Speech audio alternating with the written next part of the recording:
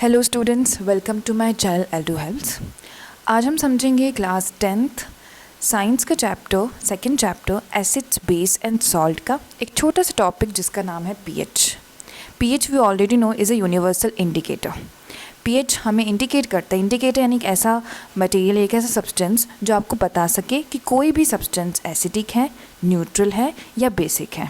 Alright, तो pH में P का मतलब होता है पावर, जो कि जर्मन वर्ड से ओरिजिन किया जाता है और वैसे इसको बोला जाता है पोटेंशियल ऑफ हाइड्रोजन। ऑलराइट, क्योंकि हम यहाँ पे हाइड्रोजन आयंस की बात भी करेंगे। अब यहाँ पे जो स्केलिंग की जाती है इन द पीएच पेपर वो होती है फ्रॉम 0 to 14, फ्रॉम 0 to 14। तो यहाँ पे जो सबसे पहले आप देखोगे 0 से लेके 7 तक ये जितने भी हैं ये थोड़े बहुत एसिडिक होते हैं, पर सबसे ज़्यादा एसिडिक कौन होगा?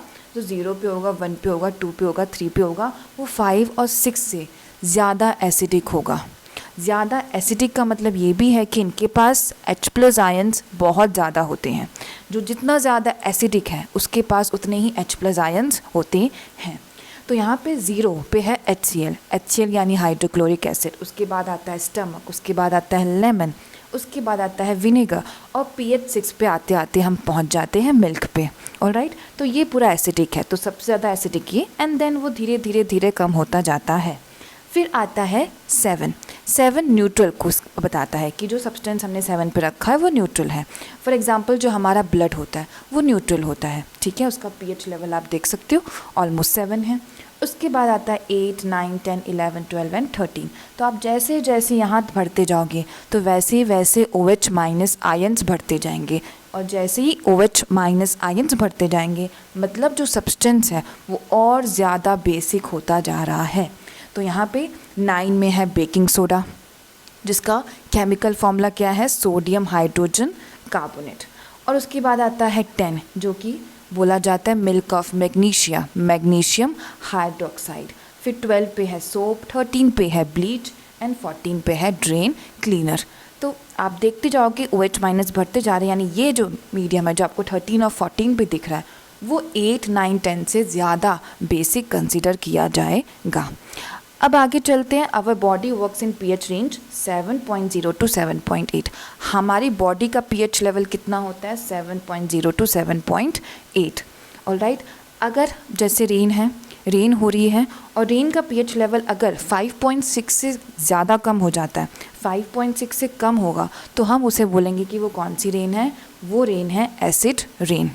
और इसका इम्पैक्ट हमारी रिवर वाटर बॉडीज़ में भी आता है कि अगर रेन वाटर आ रहा है और उसका पीएच 5.6 से कम है यानी वो एसिड रेन कंसिडर की जाएगी। Optimal range of pH in soil between, soil का पीएच होता है 5.5 to 7। अगर सॉइल का पीएच 5.5 से कम है तो वो एसिडिक हो जाएगा। और आपको पता है सॉइल में भी अगर एसिड की मात्रा ज़्यादा होगी तो सॉइल की यानी प्लांट की ग्रोथ अच्छे से नहीं हो पाएगी, उसमें बहुत ज़्यादा रिस्ट्रिक्शंस आ जाते हैं। फिर हम बात करते हैं milk of magnesium is used to relieve acidity. जैसे हमारे स्टमक है, हमारे स्टमक में जब भी इनडाइजेशन होगा तो हमारा स्टमक बहुत ज़्यादा HCl सिक्रीट करता है यानी हाइड्रोक्लोरिक एसिड, और हमें ऑलरेडी पता है कि hydrochloric acid is very strong acid, तो जिसकी वजह से बहुत ज़्यादा एसिडिटी की प्रॉब्लम होती है।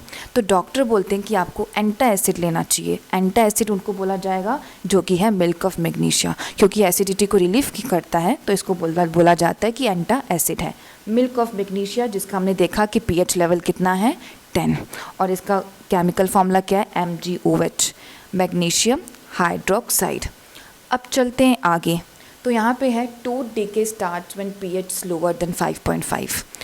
जो दांतों में सड़न होती है, दांत खराब हो जाते हैं, अगर दांतों का पीएच लेवल भी 5.5 से कम होगा यानी काफ़ी एसिडिक है तो दांत भी ख़राब हो जाते हैं।